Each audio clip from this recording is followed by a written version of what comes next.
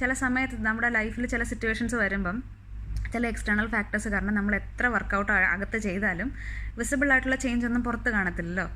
അപ്പോൾ എന്താ വിചാരിക്കുന്നത്, പുറമെ കാണുന്ന ആൾക്കാർ ഇപ്പം നമ്മൾ ഈ ചെടിയെ പറ്റി വിചാരിച്ച പോലെ തന്നെ ഇതിനിപ്പോൾ വളരാനൊന്നും പോകുന്നില്ല എന്ന് വിചാരിച്ച പോലെ തന്നെ സെയിം മെൻറ്റാലിറ്റി ആയിരിക്കും ഒരാൾ നമ്മളെ നോക്കുമ്പോൾ അവർക്ക് ഫീൽ ചെയ്യുന്നത് അല്ലേ.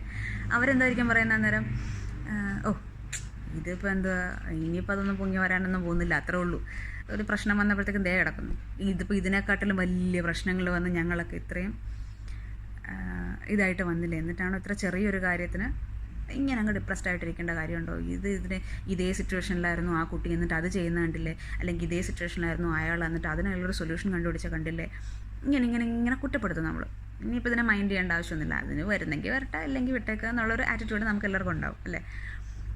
പക്ഷേ എനിക്ക് സ്ട്രൈക്ക് ചെയ്ത കാര്യം എന്താ അറിയാമോ, ആ ചെടി